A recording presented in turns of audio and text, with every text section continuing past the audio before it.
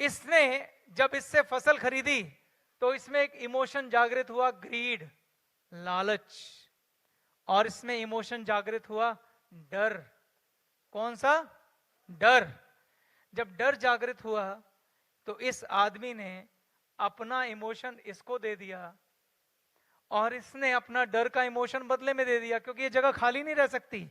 अगर आपने किसी को कुछ भेजा है तो वो बदले में कुछ ना कुछ भेजेगा आपको, आपके पास आएगा और वो आपके इमोशनल बॉडी में रह जाएगा। लेकिन मैंने आपको बोला यूनिवर्स का लॉ क्या है?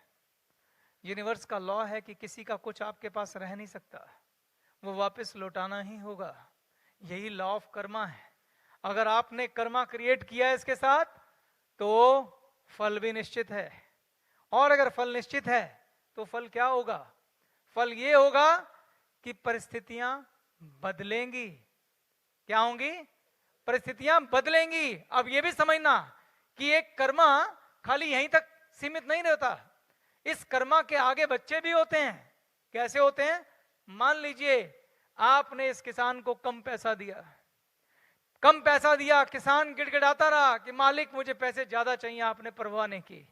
उस कम पैसे की वजह से अगर किसान की बच्चों को भूखा सोना पड़ा तो यहां से भी एक इमोशन क्रिएट होगा, क्योंकि वो बच्चे जानते हैं, क्या जानते हैं कि हमारे पिता पे क्या बीती है। वो भी आपको इमोशन देंगे। उसके बाद खुदा ना खास्ता, भगवान ना करे, अगर इन बच्चों के साथ कोई तकलीफ हो जाती है, कोई परेशानी हो जाती है, भूख के कारण, बीमारी के कारण, वो सारे इमोशन आपके पास ठक ठक ठक ठक ठक जाएंगे। और सोचिए जब परिस्थितियां बदलेंगे, क्योंकि ये ऊर्जा वापस आएगी, इस जन्म में नहीं तो अगले जन्म में। आत्मा अमर है, आत्मा की यात्रा कंटिन्यू है, ये बैगेज यहां रह नहीं सकते। उस समय स्थितियां बदलेंगी, लेबल बदलेंगे, किसान ताकतवर बनेगा और आप किसान बनेंगे।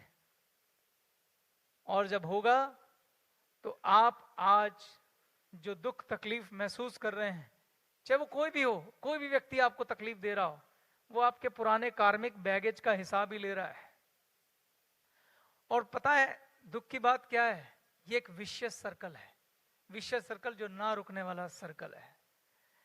अब अगली बार स्थितियां बदली, किसान ताकतवर हो गया, तुम्हारा जन्म किसान की तरह हुआ, फिर क्या होगा?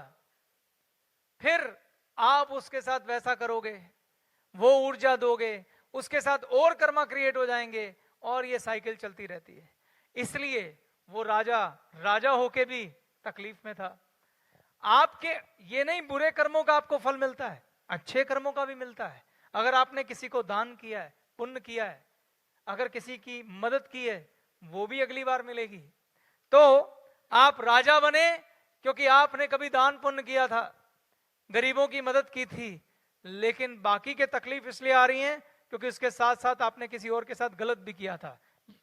नियम ये कहता है आपने अगर 10 कर्म अच्छे किए हैं, एक बुरा किया है, तो बैलेंस नहीं होता, 10 का अच्छा फल मिलेगा और उस बुरे का बुरा मिलेगा।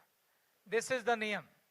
इसलिए जो समझने वाली बात है वो ये है कि आज हमारे पास जितनी भी दुख तकलीफें आ रही हैं, उसके पीछे वजह यह है कि कहीं ना कहीं इस जन्म में या पूर्व जन्म में जो लोग भी आपके साथ गलत कर रहे हैं, जो व्यक्ति भी आपके साथ गलत कर रहा है, उसके साथ हम गलत करके आए हैं, और ये सर्कल चलता जा रहा है, ये चलता जा रहा है। और जब तक ये चलेगा, आप कितनी भी सफलता ले लीजिए, कितने भी भौतिक सुख जुटा लीजिए, कितने भी पैसे कमा लीजिए, कितने भी साधन जुटा लीजिए, खुशियां आपका दरवाजा नहीं खटखटाएंगी।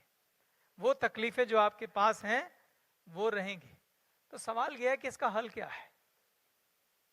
क्या इस सिलसिले को रोका जा सकता है? क्या इस सिलसिले को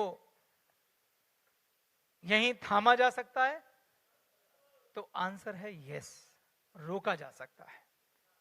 कैसे रोका जा सकता है उसे समझना पड़ेगा। लेकिन इससे पहले मैं एक बड़ी इंटरेस्टिंग स्टोरी आपसे शेयर करता हूं। मेरे टीचर हैं, मैं चाहता हूं कि एक बार उनके लिए भी आप अभिनंदन व्यक्त करें। सहजपाल अंकल हैं, आज हमारे बीच नहीं बैठे हैं। उन्होंने मेरे साथ एक सच्ची स्टोरी शेयर की थी। उनके किसी मित्र के यहां एक कबाड़ी वाला आता था, वो सामान बेचता था।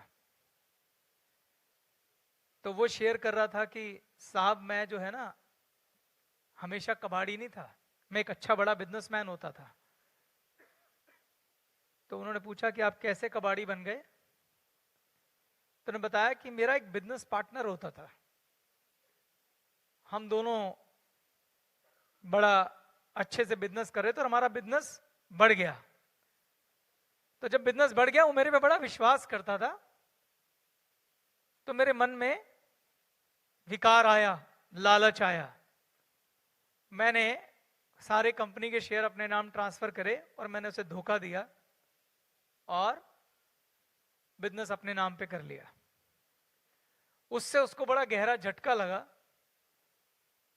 और वो बीमार हो गया, उसको हार्ट अटैक आया और वो एक्सपायर हो गया। कहता मेरे घर जी संतान नहीं थी, बड़ी मन्नतों से मेरे घर एक बच्चा पैदा हुआ। जब बच्चा पैदा हुआ, वो बड़ा होने लगा,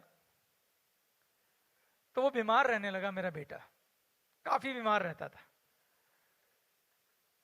मैंने उसका हर जगह इलाज कराया, बड़े बड़े हॉस्पिटलों में, दरगाहों में, मंदिरों में, जहां मैं ले जा सकता था उसे लेके गया। कह रहा 10 वर्ष की आयु में वो हॉस्पिटल में था, बीमार था, मैं उसके साइड में बैठा हुआ था। तो उसने मुझसे कहा पापा मेरा ना कुल्फी खाने का मन कर रहा है। तो मैंने उसे बोला बेटा डॉक्टर ने ना मना किया है। तो उसने मेरे को जिद की, नहीं पापा बस आज तो एक कुल्फी खिला दो, एक कुल्फी खानी है बस। तो मैं बाजार से कुल्फी लेने गया और मैंने उसको कुल्फी लाके दी। मैंने कहा चल इतनी जिद कर रहा है, वैसे कभी करता नहीं, तो मैं वो कुल्फी उसके हाथ में दी। उसने बड़े इत्मीनान से कुल्फी खाई और उसने कहा पापा जी बस अब ना मैं जाऊंगा, इस कुल्फी के साथ ना हमारा हिसाब पूरा हो गया। मैं कहा बेटा कैसी बातें कर रहा है? कह रहा आपको याद है आपका एक पार्टनर था जिसको आपने धोखा दिया था और वो मर गया था? मैंने कहा हाँ बेटा। कहते वो मैं ही हूं, आज अपना हिसाब पूरा हो गया और मैं जा रहा हूं। और मेरे सारा बिजनेस का पैसा उसके इलाज में खर्च हो गया था और उसकी डेथ हो गई। कहते इसलिए आज मैं कबाड़ी हूं।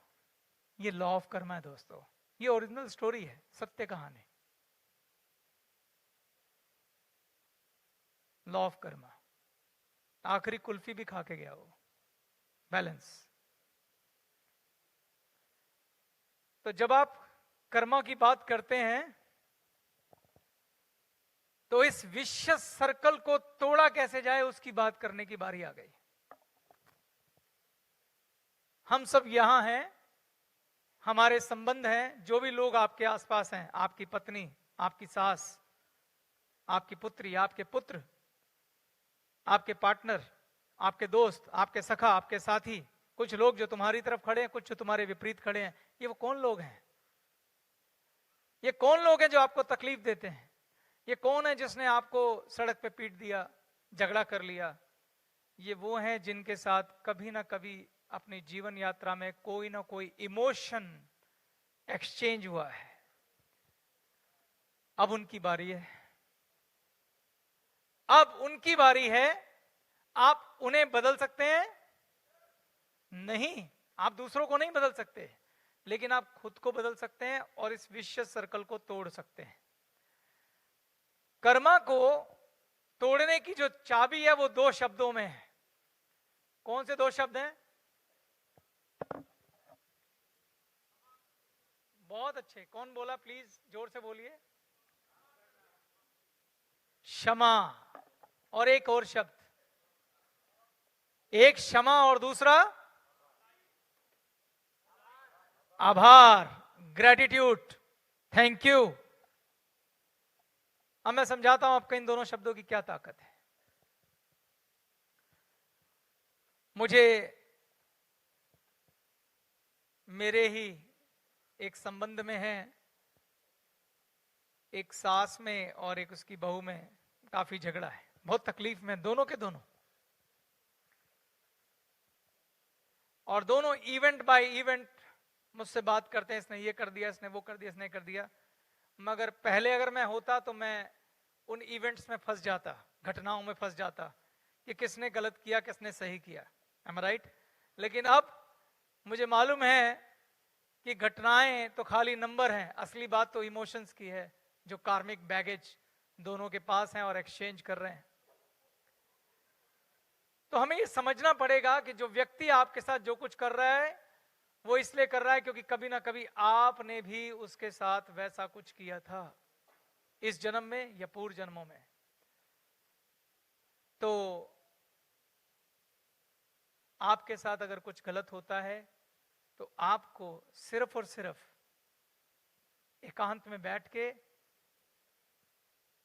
मेडिटेशन करनी है और अफर्मेशन करते हुए उनको अनकंडीशनल लव देना है, चाहे कितना भी गलत किया हो। मुश्किल काम बता रहा हूं पर यही एक तरीका है, और उन्हें माफ करना है। आपने परमेश्वर से कहना है, हे परमात्मा, इसको नहीं मालूम कि ये क्या कर रहा है, अगर मैंने कुछ भी इसके साथ पूर्व जन्मों में गलत किया है तो मैं उसके लिए क्षमा मांगता हूं, और अगर इसने मेरे को किसी जन्म में पीड़ा पहुंचाई है तो उसके लिए मैं इसे क्षमा करता हूं, मैं इसे माफ करता हूं। और आज भी जो कुछ